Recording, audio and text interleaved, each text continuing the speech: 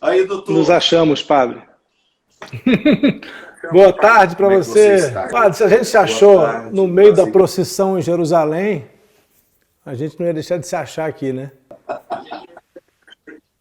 Eu acho interessante que o povo, mesmo sabendo que o convidado é outro, né, eles mandam a solicitação a si mesmo. Vai que o padre dá uma animada e chama a pessoa ali, né? Vai que a gente faz uma introdução, um show de abertura. Que Estava bom, meu pensando amigo. aqui, padre, me lembrando, você falando de show aí, me lembrando de uma vez que marcou muito para mim, quando a gente foi em Campina Grande, aquele show para mais de 100 mil pessoas. Oposição que é aquele tempo com o tempo de agora, né? Todo mundo naquela Completamente multidão ali. diferente. Era Completamente diferente. Você bonito, né? sabe, Mas vai era voltar. bonito. Você sabe que quando eu vejo assim as imagens de multidão, eu tenho uma sensação que aquilo foi em outro século. Não sei se você tem, parece que tem tanto tempo que eu não vejo ou que eu não vivo mais aquelas situações, aquelas realidades, né? Parece que já está já estamos no outro momento, noutra época.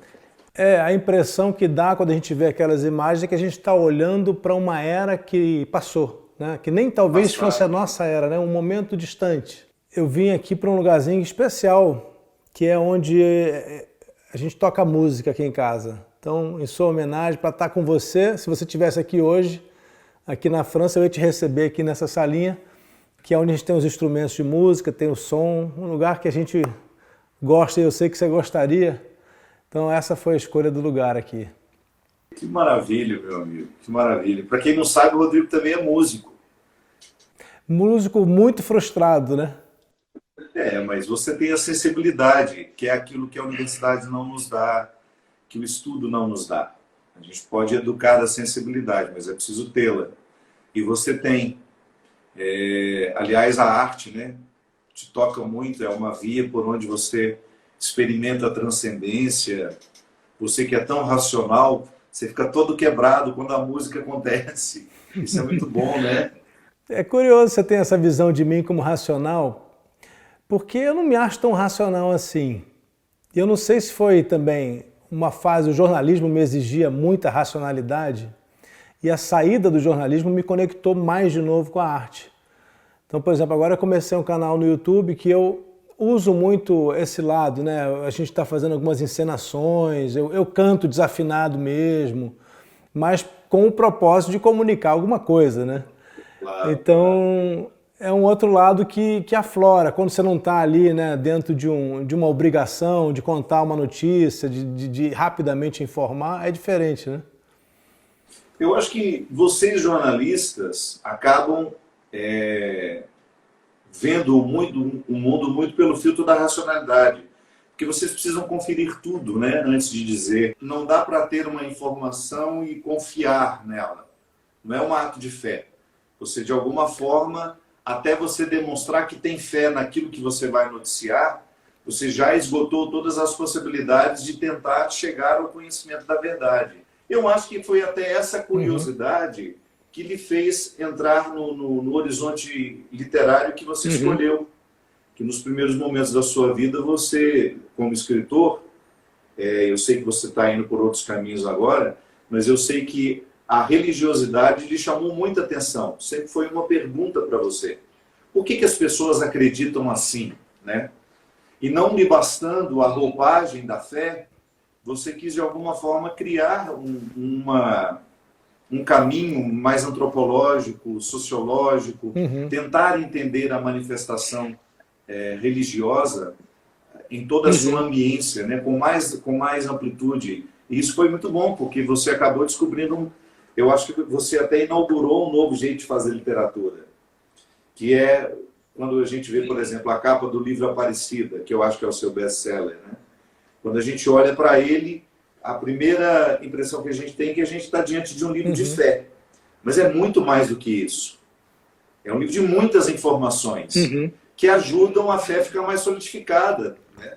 Mais inteligente. É interessante isso, padre, porque muita gente me pergunta sobre a questão de estudar mais sobre a história de Jesus, contar a história de Jesus, se isso muda, interfere na fé, se isso...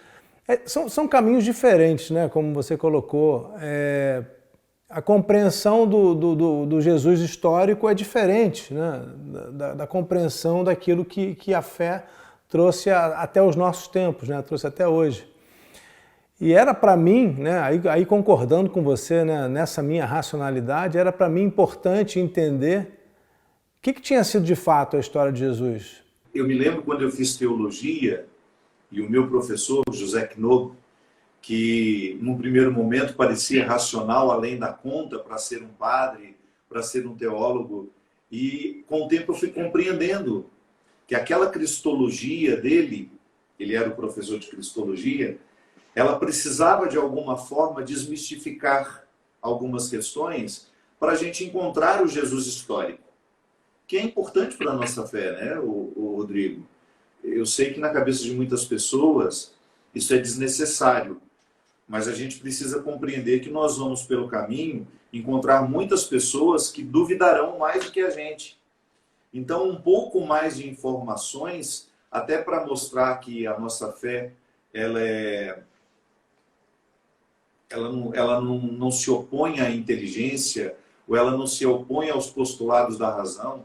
A fé é razoável, né? Para usar uma palavra que faz bastante sentido para nós. Isso é razoável, isso é.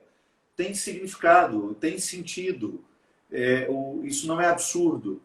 Então, o contato com o Jesus histórico nos ajuda a ter uma visão mais concreta e mais real, sem tanto infantilismo, sem tanta debilidade, digamos assim, quando a gente vai encontrar esse Jesus teológico, esse Jesus já confirmado no tempo, na história, como Salvador para muitos, para alguns um grande profeta. O fato é que Jesus será sempre uma figura que vai despertar curiosidade. Padre, muita gente me pergunta, e no livro eu abordo isso, né? Porque o livro eu começo falando da ressurreição de Jesus, eu conto todo... Eu começo com Jesus no alto da cruz, começo justamente com aquela frase emblemática, né? Por que você me abandonou? Né? Meu Deus, por que você me abandonou? E dali sigo com a jornada, conto tudo que cerca a ressurreição e depois acompanho os apóstolos, de um lado os apóstolos de Jerusalém, de outro Paulo, né, com a missão dele para fora de Jerusalém. E a gente, quando começa a estudar isso, a gente percebe, a gente já conversou isso na época que eu escrevi a sua biografia, a gente conversou muito sobre isso, a gente conversava também, eu lhe perguntei uma vez sobre a sua proximidade, né? Você se identificar mais com Pedro, ou com os petrinos, né? Com o lado Jerusalém dos apóstolos, ou com o lado Paulo. Naquela época, se eu não me engano, a sua visão era mais paulina. Ele passa de perseguidor a adepto do cristianismo. E ele traz toda a sua inteligência, a sua capacidade acadêmica. Então, Paulo tem um papel muito importante nas primeiras comunidades. O primeiro grande papel dele é justamente dilatar o conceito de apóstolo, o conceito de discípulo, que é justamente não ser apenas aquele que conviveu, aquele que conheceu. E a partir deste novo conceito, ele se inclui e ele passa a construir é como se ele pegasse o que os discípulos viveram e ele começa a filosofar em cima disso. Ele começa a teologar em cima disso. E tudo que ele vai escrever é a partir de uma experiência que ele faz. É claro que aquilo que nos chega, Rodrigo, muitos escritos que são atribuídos a Paulo, nós não temos absoluta convicção de que são de fato de Paulo. Naquele tempo exercia-se aquela coisa, olha, eu vou escrever, melhor, você escreve, eu coloco o meu nome para isso ter mais autoridade junto às pessoas que onde esse discurso chegará depois. E tudo aquilo que tem um distanciamento no tempo, tudo aquilo que se desloca da origem até nós, é claro que pode sofrer alterações. Uma das discussões, né, quando eu começo a entrar na jornada de Paulo no livro, né, acompanho Paulo e vou a fundo dentro do que é possível ir, a gente começa a entrar em questões morais, em questões éticas que são daquele tempo. E eu vejo hoje muitos cristãos que se dizem profundamente cristãos fazerem uma visão literal de Paulo, uma leitura literal de Paulo, e expressarem pensamentos e formas de agir que, a meu ver, não são cristãs. Por exemplo, contra os homossexuais, por exemplo, relação entre homem e mulher, que baseados em frases de Paulo, que a meu ver são de seu tempo, e que não vêm de Jesus, porque a gente não identifica isso em Jesus, cristãos de hoje pregam o que seria um cristianismo, a meu ver, bárbaro, que não faria sentido, a não ser naquele tempo, 2000 anos atrás. Ainda semana passada estava acompanhando uma história em que a mãe descobriu a homossexualidade do filho e aquilo tornou-se um obstáculo entre ela e o filho. E um obstáculo tão profundo, Rodrigo, que ela havia decidido religiosamente que se o filho não, nas palavras dela, se convertesse e deixasse a homossexualidade, aquele filho deixaria de ser filho dela. E é claro que eu ouvi, eu preciso ter respeito pelo que ela sente. Quando uma mãe, um pai, alguém descobre que algo no filho não está de acordo com o que ela esperava, é sempre uma frustração. Então nós precisamos ter respeito pela frustração do outro, mesmo que para você ela não faça muito sentido, mas é a frustração do outro. Mas com o tempo eu fui tentando conversar com ela se ela descobrisse que o filho, por exemplo, tivesse um desvio de caráter, que não é o caso da homossexualidade. A homossexualidade é uma questão muito difícil de ser abordada, mesmo porque durante muito tempo foi o absurdo de considerá-la uma doença que poderia ser curada, e nós sabemos que isso não é verdade. A ciência nos atesta, nos faz compreender que não é uma doença. É uma condição humana que está aí, que faz parte da vida. Gostando ou não, ela existe. E às vezes ela está dentro da nossa casa. Então eu dizia para ela, mas a senhora acha, do fundo do meu coração, responda do fundo do coração da senhora essa pergunta que nasce do fundo do meu coração. A senhora está rejeitando o filho da senhora por uma questão religiosa. Isso. A minha religião não admite isso, padre. Tudo bem. Mas a religião da senhora admite rejeitar um filho, julgá-lo fora, porque ele não corresponde àquilo que a senhora espera dele? É uma pergunta simples, Rodrigo, que nos leva a um... Oi? Ela se convenceu? Não sei. Não sei, mas ela ficou, no mínimo, incomodada com a pergunta que eu fiz. Eu a atendi assim, conversando. Nós tínhamos amigos em comuns e eu atendi por causa de um pedido de uma amiga que ela estava sofrendo demais. E o que eu percebi é que quando a gente faz essa pergunta que de fato é essencialmente cristã, parece que o equívoco se desfaz dentro de nós. Porque você tem todo o direito, eu como padre, a Igreja Católica, os evangélicos, nós temos todo o direito de pregar a moral que a gente julgar verdadeira. Digamos, esse verdadeiro dentro do nosso tempo, porque a gente sabe que a verdade ela está em processo de evolução. Se nós chegarmos à conclusão de que a homossexualidade é uma questão genética, por exemplo, como é que você pode pedir que uma pessoa deixe de ser aquilo que ela é geneticamente falando, né? Aí você pode falar, mas então ela vai ter que renunciar. É um outro ponto do discurso. Que o religioso pode falar isso dentro da sua igreja. Mas você não tem o direito de impor isso a alguém. É como se você quisesse impor a uma pessoa que descobriu que tem uma doença genética uma condenação por ela ter isso. E eu não estou falando de doença, estou falando de uma característica genética. A doença é diferente de uma condição genética. Então existem perguntas que nos colocam nesse lugar de verdade, que é o essencialmente cristão. Eu sempre falo, nós conversamos demais, nós fazemos perguntas demais, e geralmente essas perguntas nos deixam nas estradas do cristianismo. Mas existem algumas que nos colocam lá no coração dele, que não tem enfeite. Ou você responde cristamente, ou você não é cristão. A pergunta é essa: é justo você desprezar um filho porque ele não corresponde àquilo que você esperava dele? É justo você jogar fora, criar inimizade, criar um processo de rejeição por um filho que te ama? Você jogar fora uma pessoa, e aí você pega todas as outras questões que dentro da moral cristã, às vezes a gente tem dificuldade de compreender. Por exemplo, a questão dos divorciados. É sempre desconfortável para mim como padre lidar com isso, mas é uma questão que a igreja coloca.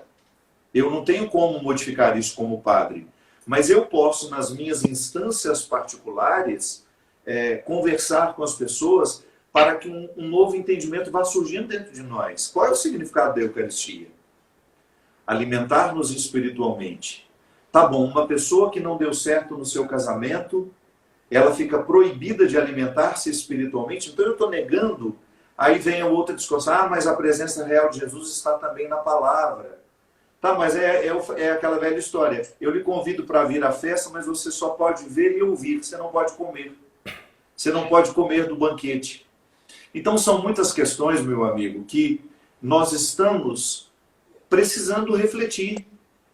Eu lhe pergunto, padre, a gente está precisando, na sua avaliação, eu sei que é difícil, né, a sua posição como sacerdote, né, você está ligado à igreja, mas eu posso falar o que eu sinto que às vezes, quando a gente começa a ler profundamente a história de Jesus, aí falando especificamente de Jesus e não dos apóstolos depois dele, quando a gente vai fundo na mensagem de Jesus, a gente acaba percebendo que ao longo do tempo, a moral do tempo de Jesus foi se tornando, às vezes, mais importante do que a mensagem central de Jesus. Aí a leitura que eu faço 2000 anos depois, muitas das questões morais daquela época não fazem mais sentido, e se naquela época eram possíveis diante da mensagem de Jesus, deixaram de ser. Ou seja, a mensagem de Jesus, ela tem uma força tão grande que ela chega em diversos aspectos, ou em quase toda ela, intacta até nós. A mensagem central de Jesus não perdeu força ao longo dos anos. Mas os códigos morais daquela época praticamente se desfizeram. O divórcio é um deles, a homossexualidade é outro, a suposta, né, submissão da mulher ao marido é algo que já não faz sentido no nosso tempo. A igreja vai precisar rever isso mais drasticamente, padre, para não perder o contato com a mensagem original de Jesus. Eu não falo nem para não perder fiéis, porque isso não deveria ser uma preocupação, mas para não se desconectar da mensagem de Jesus. Não é preciso atualizar essa moral? Não digo que faltou lucidez, porque em cada tempo da história a gente tem a lucidez que é possível, né? E a igreja prevaleceu esse tempo todo. Muitas vezes a gente olha para o passado e a gente, meu Deus, como é que a gente pode ter feito isso? Mas lamentavelmente era a lucidez daquele tempo.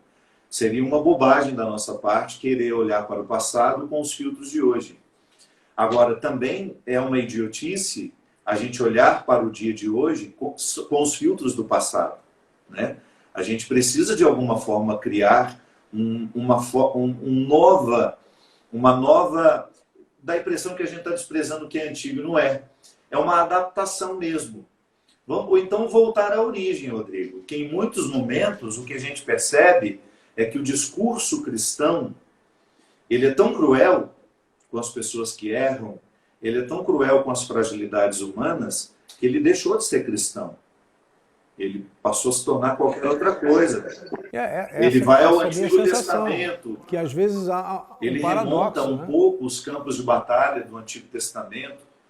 Então, essa história de que Deus vai à frente, esmagando os inimigos, matando, combatendo aqueles que querem nos destruir, isso não é cristão. Pode ser qualquer coisa, menos cristão. Ainda essa semana eu estava, não sei onde que eu ouvi isso, alguém dizendo, dentro dessa linguagem crente, católica, né? A mão de Deus vai pesar sobre você. Alguém que faz alguma coisa contra a gente e aí você sai religiosamente desejando o mal do outro, mas tem uma linguagem bonitinha para desejar o mal do outro, né? E, aliás, isso é péssimo, né? É muito melhor você explodir em ira e mandar o outro a merda, falar qualquer coisa, mas fale com você. Tire Deus dessa história. Aí o outro vai para, de alguma forma, desejar o mal. Tudo bem, eu estou sofrendo tudo isso aqui, mas Deus sabe. E a mão do Senhor há de pesar. Não estou te desejando mal, não, mas a sua hora vai chegar. Enfim.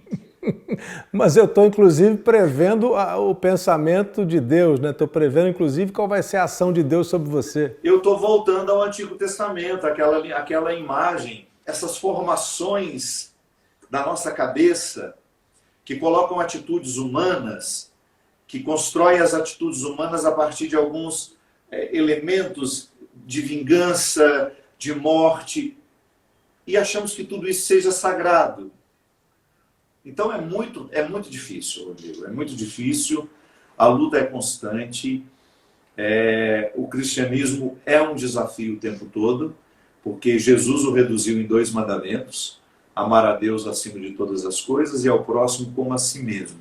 Então é uma relação triangular de amor a Deus, de amor ao outro, de amor a mim, e viver essa triangulação amorosa é muito desafiador.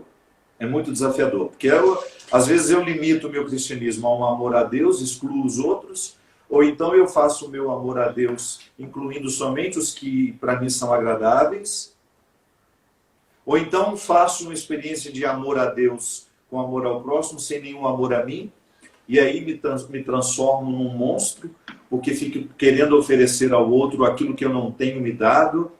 Enfim, meu amigo, é muito desafiador. O fato é que existem cristianismos paralelos que caminham bem do nosso lado, e às vezes eu me reconheço dentro deles, um cristianismo muito preconceituoso, um cristianismo moralista, também um cristianismo laxo, sem nenhum comprometimento com as Escrituras, sem nenhum comprometimento com o Cristo, absolutamente permissivo. Então, é um desafio o tempo todo. Padre, outra questão que eu trago no livro também, que quando a gente vai ler a história lá no começo, né, você está falando de diversas formas de cristianismo, diversas maneiras de ser cristão. No começo, né, a força de Jesus foi tão grande, mas tão grande, que se multiplicaram, né, as linhas religiosas. A gente pode até dizer, sem nenhuma forma depreciativa, as seitas de seguidores, né, de Jesus foram se multiplicando em tantas que a gente nem tem condição hoje de saber quantos cristãos diferentes havia naquela época. Aí a gente sabe que em determinado momento foi preciso, né, para uma questão de unificação, decidir o que era a verdade. Tem textos lindíssimos, padre. Por exemplo, o Apocalipse de Pedro, que é um texto que vem logo ali na época dos evangelhos ainda, que foi considerado litúrgico, foi lido em liturgia, foi usado em liturgia pelos primeiros cristãos. Tem outro texto que é o Reconhecimentos de Clemente, que tem momentos lindíssimos da história contra um embate entre o apóstolo Pedro e Simão Mago. Tem tanta coisa bonita no cristianismo e importante e relevante, a meu ver, sobre Jesus, que se perdeu com essa seleção da verdade, que eu lhe pergunto, né, porque me perguntam também, e é uma pergunta que eu gostaria de compartilhar com você. Você acha que hoje a gente deveria, ou a gente tem espaço e deveria e pode procurar a leitura desses textos que foram esquecidos, que foram apagados, que desejaram extinguir, quando a gente sabe que eles são cristãos em sua origem, que eles trazem muito dessa mensagem cristã? Nós temos a Sagrada Escritura estabelecida e nós temos tudo aquilo que orbita em torno do que é cristão e que a gente tem a oportunidade de conhecer.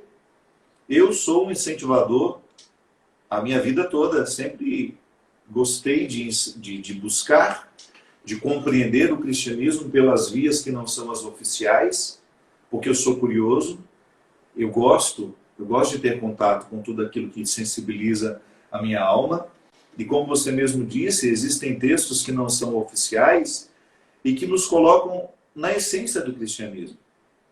Eu acho que hoje as pessoas estão muito curiosas, É lamentável que a gente leia tão pouco. Uma estatística hoje, que eu li no Twitter, é até ruim ficar citando, né, porque eu não sei quem fez a pesquisa, mas eu só vi que o Nordeste do país é um lugar onde mais se lê. Não pude confirmar a informação, mas o fato é que nós brasileiros lemos pouco. Mas nós deveríamos ter mais o hábito de buscar aquilo que nos ajuda a compreender quem somos. Uhum. Existem pessoas que têm a coragem de dizer que são cristãs e que nunca leram sequer os evangelhos todos. Existem pessoas que têm coragem de dizer que são católicas, e aí você vai acrescentando. Tá bom, para você ser católico, você tem que ter a essência cristã e você tem que ter a essência católica. O que é? Como é que você vai compreender o catecismo, a Igreja Católica? Primeiramente, lendo o catecismo, estudando o catecismo. Senão você não pode se dizer católico. Você não conhece o catolicismo. A catequese católica é o primeiro degrau da escada. Mas tem gente que quer subir sem passar pelo primeiro degrau. Então, nós somos muito rapidamente, mas não somos nos processos. Os processos do conhecimento são essenciais. E há muitas coisas responsáveis, bem construídas. Porque também você vê... eu vi uma série sobre Maria Madalena. Tá, mas aquilo ali pode ser muito fantasioso. Vamos buscar quem de fato estudou a personagem, quem de fato teve contato com fontes mais seguras. Então, eu acredito que tudo aquilo que possa nos ajudar a conhecer Jesus é importante. Por isso que a gente escreve hoje, porque se a gente for pensar que só a Sagrada Escritura nos basta, para que a gente continua escrevendo então? A Sagrada Escritura é o nosso ponto de partida e de chegada. Uma das razões para escrever, até queria mostrar o livro aqui, padre. Você já recebeu aí? Eu te mandei. Eu recebi ontem. Uma das razões para escrever, e esse no Cristo aqui eu vou muito a fundo nisso, é porque eu acho que quanto mais o tempo passa, mais a gente precisa voltar para compreender na origem Jesus, né? Quanto mais distante a gente está, mais necessidade a gente tem de ir à fonte. E voltando nas Escrituras, voltando também, aí essa é a minha colocação, né? Voltando também nos textos que a gente não lia até agora e pode ler, a minha visão aí é muito particular minha, mas eu me sinto conhecendo Jesus mais profundamente hoje quando eu tenho Jesus através de diversos escritores e discípulos de sua época, que são, por exemplo, né, os diálogos que surgem, a gente não sabe se são verdadeiros, mas pelo menos eles são atribuídos a Jesus, e a gente tem textos daquela mesma época dos quais a gente não tem razão para duvidar, ao menos da cristianidade, da cristandade de quem os escreveu, e me dão dimensões, a meu ver, mais profundas de Jesus. Porque com o passar dos anos, como a mensagem vai ficando mais distante, ela vai sendo mais simplificada de certa maneira. Mas quando a gente consegue voltar, né, e se aproximar de Jesus realmente, sem os intermediários, a gente se encontra com uma criatura, um ser extraordinário, que não foi por acaso que fez o que fez, né, que deixou no mundo o impacto que deixou, e com uma mensagem profunda e tremendamente poderosa, e com mais camadas do que eu acreditava que existiam. Esse aqui é o interesse também que eu tenho nesses outros textos, né? A gente começa a ver outras leituras, outros possíveis diálogos de Jesus com os apóstolos e com Maria Madalena, que vão, a meu ver, dando mais cores, né, para aquele Jesus que nos pintaram loiro de olhos azuis, que a gente sabe que provavelmente não tinha nem sequer essa imagem. Né? Então acho bonito, né, voltar na origem. Nós temos muitas riquezas. Uma riqueza sacramental é a Eucaristia, que é esse desafio de nos tornarmos Cristo. Então eu comungo do pão e do vinho que foram transformados em corpo e sangue, e eu digo que a partir daquele momento eu sou Jesus de novo. E há pessoas que levam isso tão a sério e vivem essa perseguição. Eu persigo isso. Eu quero ser Jesus de novo onde eu estiver, fazendo o que eu faço. Ali, meu amigo, nós temos essa simplicidade cristã, sem teologias, sem muitos acessórios e absolutamente fincada na realidade, na verdade e na essência. Eu tomo a liberdade aqui de dizer uma pessoa que tem feito muito isso aqui no Brasil, nesse tempo de pandemia. Padre Júlio Lancelotti, que está lá no centro de São Paulo, na periferia, ou melhor, o centro de São Paulo nem é periferia, né, porque está no centro, mas com os periféricos, com aqueles que não têm lar, com aqueles que estão subjugados à pobreza, subjugados pela droga, pela prostituição. E o Padre Júlio Lancelotti atende quem tem fome, quem tem frio. Ele não pergunta, você é católico? Não. Você comunga todo domingo? Ele não faz essas perguntas. Qual é a sua orientação sexual? Essa palavra que a gente usou durante tanto tempo e que também é equivocada. Não. Então ele acolhe ali as mulheres trans, os homens trans, ele acolhe os homossexuais, ele acolhe os pobres, ele acolhe os separados, os divorciados, os que nunca se casaram. E ele só tem uma preocupação: matar naquela pessoa a indignidade. Isso é essencialmente cristão. Aí, claro, por questões políticas, porque o Padre Júlio Lancelotti incomoda, algumas pessoas não concordam com a forma despojada de ele viver o seu ministério, perseguem-no. Da mesma forma como Jesus foi perseguido no seu tempo. Por autoridades religiosas, por autoridades políticas, que tentam descredenciar o cristianismo do Padre Júlio, ou que tentam desmoralizar a sua bondade. Eu fico observando e fico pensando, meu Deus, durante a pandemia, eu não sei se houve algum religioso no Brasil, e olha que eu estou pegando todos os cristãos que eu conheço, que eu pudesse dizer efetivamente, claro, eu estou falando a partir de um desconhecimento, eu estou dizendo aquilo que eu vi. O Padre Júlio Lancelotti não abandonou os seus pobres nem um segundo durante essa pandemia. Por uma preocupação consigo. Ele é grupo de risco, Rodrigo. Ele teria 1000 justificativas para dizer, olha, minha gente, vocês me desculpem, mas eu não posso me arriscar. Eu vou deixar esse trabalho para vocês. Não. Eu tenho pensado muito nisso, sabe? Eu acho que se eu tivesse algum poder nessa vida, e eu sei que ele não aceitaria, mas eu acho que o primeiro brasileiro que deveria ser vacinado, simbolicamente, é o Padre Júlio. Eu acho que ele representa tudo aquilo que eu sei de Jesus, de verdade. Tudo aquilo que eu não consigo viver, tudo aquilo que eu acho lindo em Jesus e que ainda não é uma prática em mim. É claro, eu tenho meus comprometimentos sociais, eu ajudo regularmente as instituições, eu tenho um comprometimento lindo com o trabalho na África, mas eu não estou em campo. Lamentavelmente, a minha vida de homem, de religioso, que se tornou muito famoso, me privou desses encontros. Eu não tenho nem sossego para ir fazer um negócio desse. A gente conversava muito disso, padre, quando a gente falava, né, lembrando a sua história, lembrando do Padre Léo aqui, que foi uma inspiração para você, né? Mas muito. O Padre Léo, no seu tempo, a sua forma, o Léo, no início, ele era muito vaidoso, e todo mundo sabe disso. Não tô aqui dizendo algo que não saibamos dele. Ele gostava de se vestir muito bem, ele gostava de coisas boas.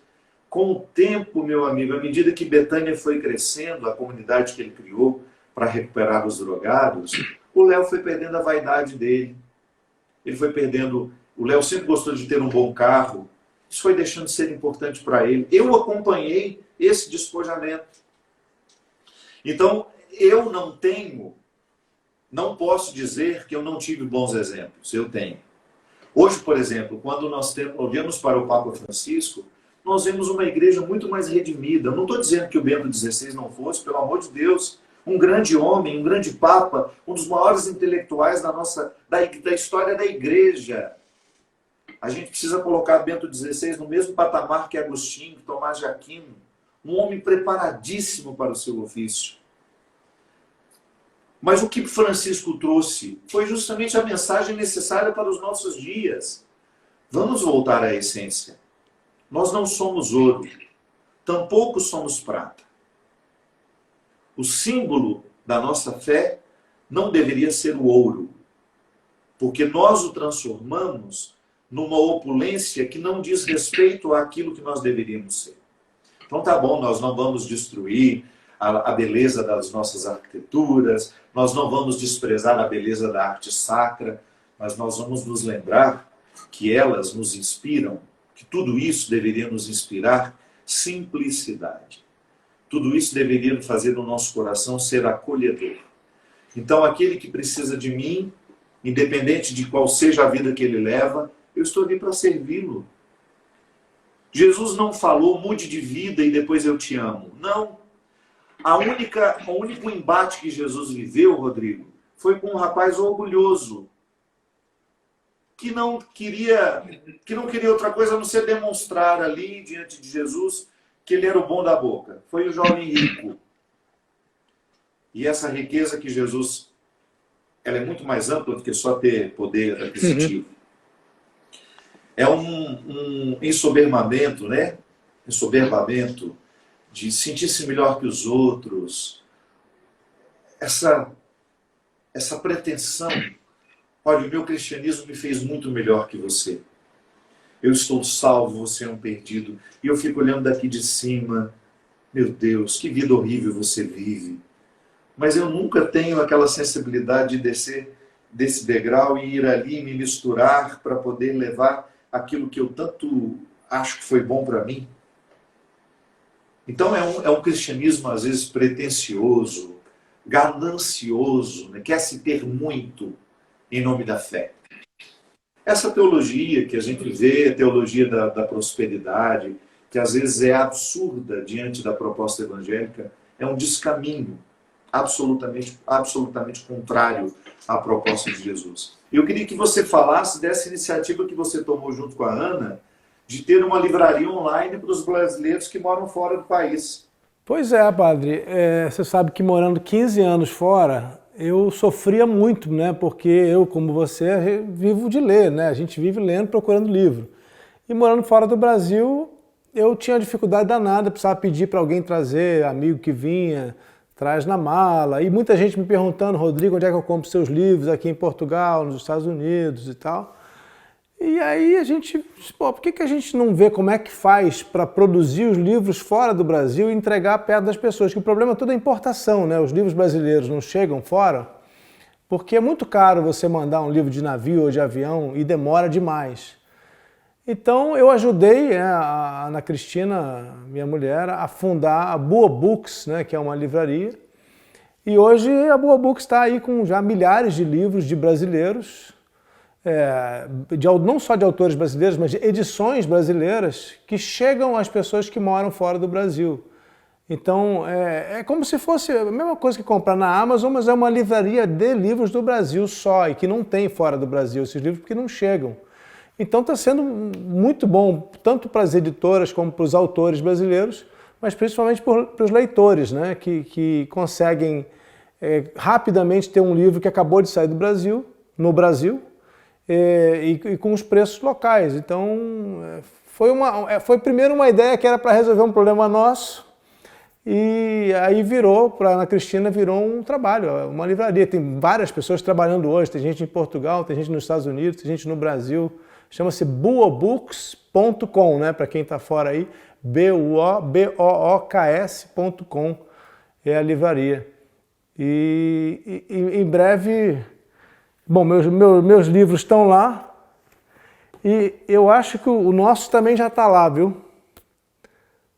Mas você sabe, padre, que eu ia lhe dizer o seguinte, já se passaram, vai fazer 5 anos, né? Bom, que eu escrevi tem 5 anos já, que eu terminei de escrever. E você, como um dínamo, né? Eu olho para aqui e fico vendo um capítulo faltando aqui.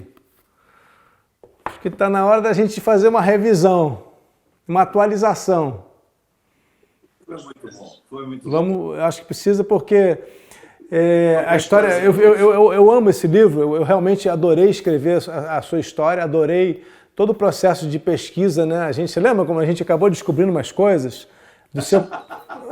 né, da sua história, do seu avô. E eu gosto demais do livro, mas acho que você muda tanto, né? Você é meu único biografado vivo, né? Sabe disso, né? Não foi por acaso que eu quis fazer a tua biografia, né? Eu identifiquei ali, eu vi diante de mim uma pessoa que para mim era muito diferente. E outra coisa, eu disse isso na época e vou sempre dizer.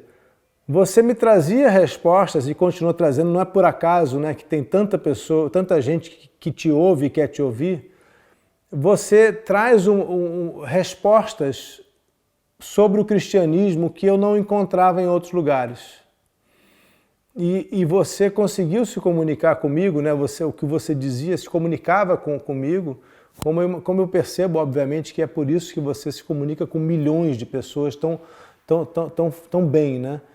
Então, eu me sinto privilegiado de ter podido escrever a tua história, porque vejo em você realmente um pregador com a essência daquilo que eu acho que é ser um pregador no nosso tempo. Aquela experiência em Gaza com o padre, nosso querido padre. Padre Mário. Padre Mário. Inclusive eu falo com ele até hoje.